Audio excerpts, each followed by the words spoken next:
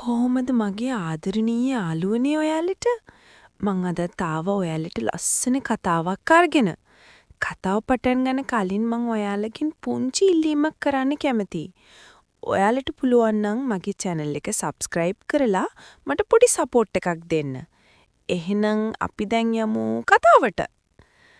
මම ජොබ් එකකට කොළඹ එනකොට මගේ වයස අවුරුදු 21ක් විතර ඇති. රස්සාව කරන තැන අක්ක කෙනෙක්ගේ මාර්ගයෙන් මට ජායලා හරිය රූම් එකක් ලැබුණා. මේ සිද්ධි වුණු දවසේ වැඩ ඇරිලා මම පාන්දර 1:30 විතර කැන්ඩි රෝඩ් යන බස් එකකින් පෑලියගොඩ බැහැලා මීගමු පාර ඇවිදගෙන ආවා. බස් නැති නිසා ටික දුරක් පයින්ම ගියා. නවලෝක පහුවෙලා ටික දුරක් ගිහිල්ලා මම මහන්සියට නැවතුණා. නිල් පාට BMW කාර් එකක් ඇවිල්ලා මගේ ළඟ නතර කරා මගින් ඇහුවා පුතා එයාපෝට් එකට තව දුරද කියලා. ඇත්තටම මං එයාපෝට් එකට කොච්චර දුරද කියලා දැනගෙන හිටියේ නෑ. වයසක ඇන්ටි කෙනෙක් ඉස්සරහා සීට් එකේ හිටියේ. ඩ්‍රයිව් කළෙත් ලේඩි කෙනෙක්. බෑක් සීට් එකේ තව ලේඩිස්ලා දෙන්නෙක් හිටියා. මගෙන් ඇහුවා දෙයට මට උත්තර දෙන්න බැරිව මං කිව්වා මං යන්නේ ජායලට. එතනට නම් කිලෝමීටර් 12කට කියලා. මම ඒකත් හරියට දැනගෙන නෙවෙයි කිව්වේ. බයෙන් කිව්වේ. එහෙනම් පුතා එන්න අපිත් එක්ක යන්න පුළුවන් කියලා. බස් නැතුව යන මට මේක නියම අවස්ථාවක්. මාත් ඕකේ කියලා පස්සෙන්ම වාඩි වුණා. මං ඉස්සෙල්ලමයි ඒ වගේ වාහනයකට නැග්ගමයි. ෂා නියම කාර් එක. ඇතුලේ AC වදිනකොට පුදුම සැපක්. එදා මං දැනගෙන නෙවෙයි හිටියේ මේ මං යන්නේ මගේ ජීවිතයේ අවසානෙට කියලා. ඒකි හිටිය ලේඩීස්ලා ඔක්කොම කතා කරේ ඉංග්ලිෂ් වලින්. කවුරු හරි එයාපෝට් එකෙන් ගන්න යන බව තමයි මට තේරුනේ.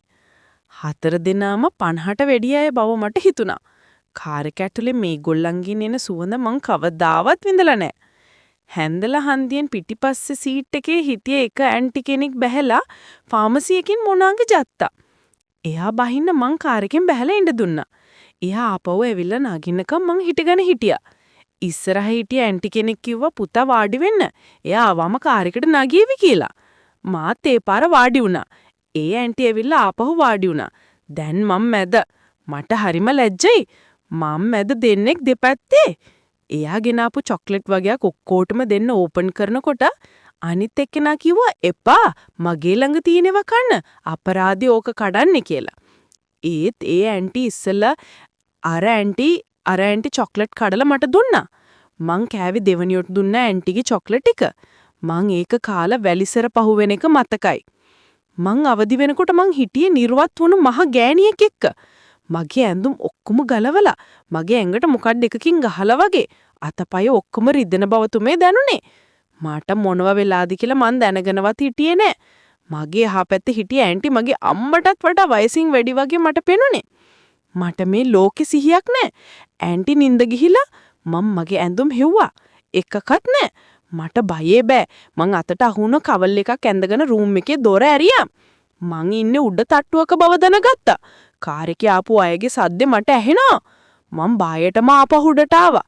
ඇවිල්ලා ආපහු ඇදෙන් නිදි විදියටම හිටියා. මිනිත්තු 10ක් ඉන්න ඇටි. පල්හා ඉන්න ඇන්ටි කෙනෙක් උඩට එනවා වගේ දැනුණා. ඇවිල්ලා රූම් එකේ ලයිට් දාලා අනිත් aunty ඇස්සරලා he goes to life fucking go away කියලා අනිත් එක්කෙනාට කිව්වා. he now my turn give me chance කියලා ඒ ඇදගෙන හිටියේ ටී-ෂර්ට් එක ගලලා අතේ තිබ්බ ග්ලාස් එකකින් මගේ මූණට මුණාද විසි කරා. අපෝ යරක්කු වගේ මට සුවඳින් තේරුණා.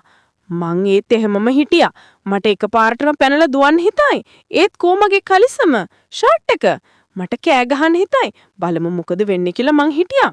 අනිත් ඇන්ටි නැගිටිලා මගෙම කන පුපුරන්න එකක් ගැහුවා. නැගිටිපිය බල්ලා කියලා.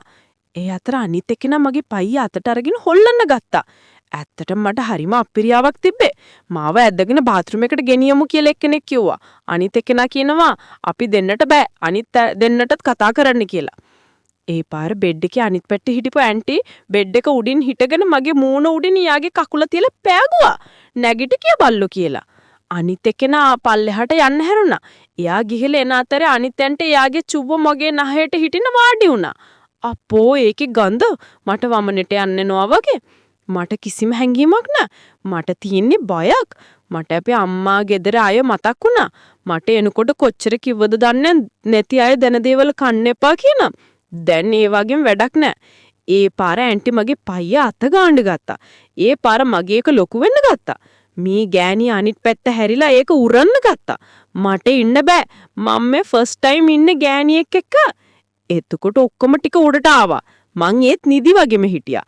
හේ මේකි තනියම කොල්ලව කනවා කියාගෙන. එයි අපි ඕකව හොදලා ගමු. නැගිටින්න ඉස්සලා බලපන් ඕක හැටි කියලා. මගේ පෙනිස් එක උර හිටිය ඇන්ටි එක පාරටම කට අහකට අරගෙන කිව්වා බලන්නකෝ මේක ලොකු වෙන හැටි කියලා. මට දැන් යන්න වගේ තව ඇන්ටි කෙනෙක් ඇඳුම් කලවනවා වගේ මට පේනවා. එයාත් ඇවිල්ලා මගේ මූණ උඩින් චුව තියලා කියලා අරගෙන චුවේ ගාලා එහාට මෙහාට මගේ මූණ පුරාම අතුල්ලන්න ගත්තා. මට ගියා අර ඇන්ටිගේ කටින් එකයි. අනිත් එන්න ඇඳුම් ගලවන්න කලින් මට බඩු ගිහිල්ලා ඉවරයි.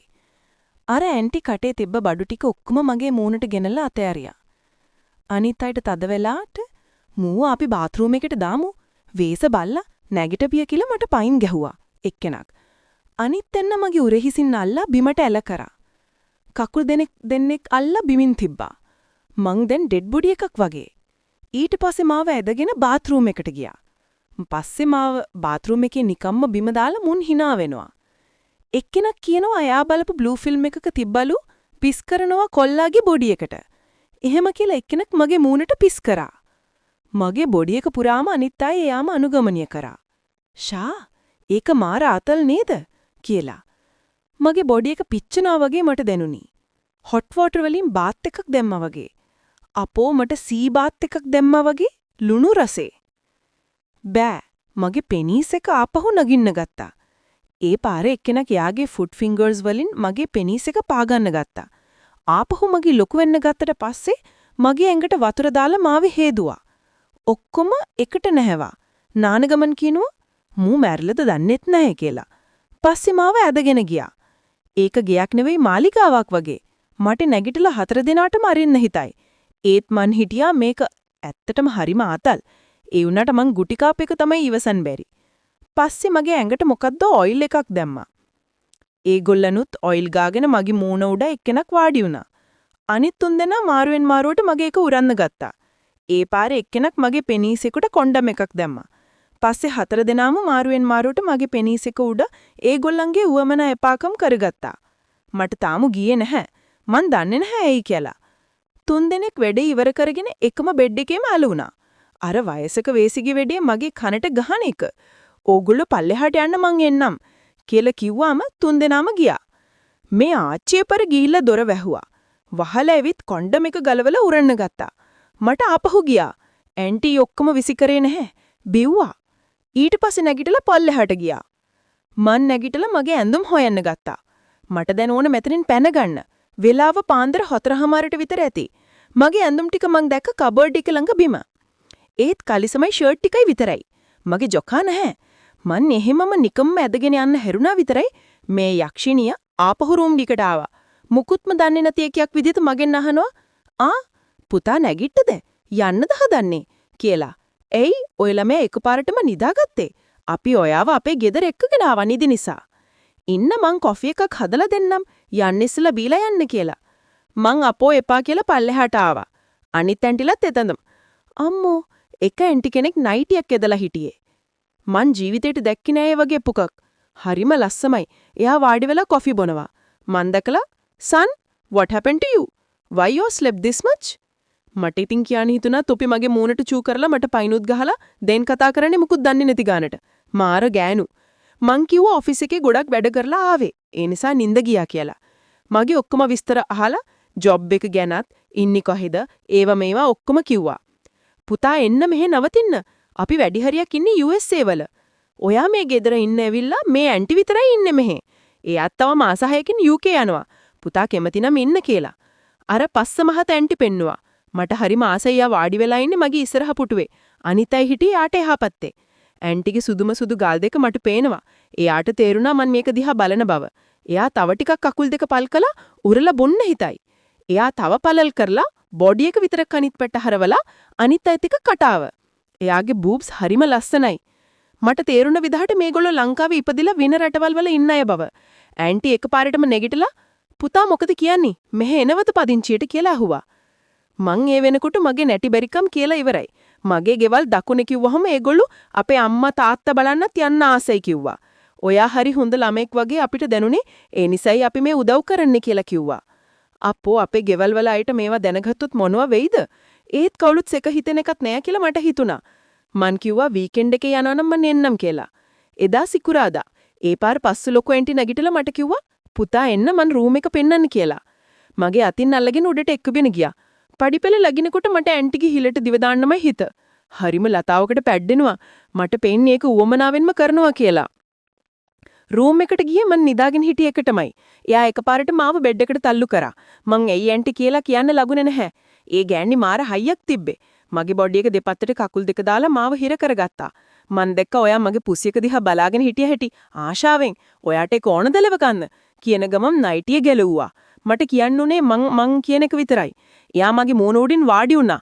මං දැන් බෙඩ් එකේ දිගා වෙලා ඉන්නේ. ඒකෙන් ජූස් ගිහිල්ලා එයාට බඩු ගිහිල්ලා එයා ඊට පස්සේ එයාගේ ඇස් හෝල් එක ඇතුළට මට දිව දාන්න කිව්වා. මං පුතාට ලස්සන දෙයක් දෙන්නම්. මගේ හොඳ පෙටියනගේ ඇස් හෝල් එකට දිව දාන්න මගේ පැටියෝ කියලා කිව්වා. මං එයාගේ කේමට ඒක කරලා එයා ෆින්ගර්ස් වලින් එයාගේ එක පිරිමදින්න ගත්තා. මං ඇස් හෝල් එක හයියෙන් නිරුවා. ඇන්ටිට ඉන්න බැරි වුණා. මගේ මූණට ආපහු වතුර මලක් වගේ අරව විද්දා. ඊට පස්සේ එයා පිස්සුවෙන් වගේ නැගිටලා මගේ පෙනීස් එක අරගෙන එයාගේ ඇස් හෝල් එක මගේ පෙනීස් එකේ ගාවා. එයා උඩට යටට යන්න ගත්තා. එයාගේ බර වැඩි නිසා මට හරිම අමාරුයි. ටික වෙලාවකින් එයා ඒක අරගෙන එයාගේ ඇතුළට දාගත්තා. එහෙම තිද්දලා මට කිව්වා ඩොගි ස්ටයිල් එකකට කරන්න කියලා. මං දැනගෙන නැහැ. එයා මට කියලා දුන්නා. මං එහෙම කරනකොට එයාට ආපහු වතුර ගියා. පස්සේ මාව ආපහු බෙඩ් එකට පෙරලගෙන එයාගේ මහත කකුල් වලින් මාව තද කරගත්තා. ෆීට් එක 6.3ක් විතර ඇති. ඒ වගේමයි බොඩි එක වාත්තු කරලා වගේ පනලා කියලා කියන්න බෑ. කොණ්ඩේ හොස් කෙනෙක් වගේ පුදුම කඩිසරකමක් තිබ්බේ. මට බඩු ගියේ නැහැ. ඒ පාර එයා ආපහු මගේ එක කටට අරගෙන උරන්න ගත්තා. පස්සේ මට එන්න හදනකොටම මං කිව්වා මට එනවා කියලා. ඒ පාර එතන තිබ්බ විස්කි ග්ලාස් එකක් අරගෙන ඒකට මගේ බඩු ටික ඔක්කොම දෙම්මා. දාලා කබඩ් එකෙන් අලුත්ම බෝතලයක් අරගෙන මගෙන් අහනවා පුතා ඩ්‍රින්ක්ස් ගන්නවද කියලා. මං උසස් පෙළ පන්තිවලදී එක දවසක් බීවා යාළුවෙක් එක්ක. මං බටේම නෝ ටැන්ක්ස් කිව්වා. එයා මගේ බඩු ටික ගිය ග්ලාස් එකටම විස්කි දාලා බිව්වා. මාව ෆෙන්ට් වෙන්න වගේ මට හරිම අමාරුයි. මම බාත්රූම් එකට ගිහිල්ලා මගේ පෙනීස් එක හොදන්න ටැප් එකට ඇල්ලුවා. ඒක දනනවා. ඇන්ටි අහනවා ඔයාට එග් කොෆි දෙන්නද බොන්න කියලා. මම හා කිව්වා. ඒක බීලා පල්ලෙහාට එනකොට අනිත් අලේ හොඳටම නින්දි. ඇන්ටි මාව ජායලටම ඩ්‍රොප් කළා. එදා හැවසට ආපහු ඒගොල්ලන්ගේ ගෙදර නවතින්න එන්න කියලා හැවසට යාවිත් මාව ජායල ටවුනෙන් ගන්නම් කියලා කිව්වා. අදත් අපිත් එක්ක එකතු වුණ ආදරණීය යාළුවෝ හැමෝටම ස්තුතියි. හැමදාම මේ වගේ කතා අහන්න මාව සබ්ස්ක්‍රයිබ් කරලා තියාගන්න යාළුවනේ. ආදරේ අලුත් කතාවකින් හම්බෙමු.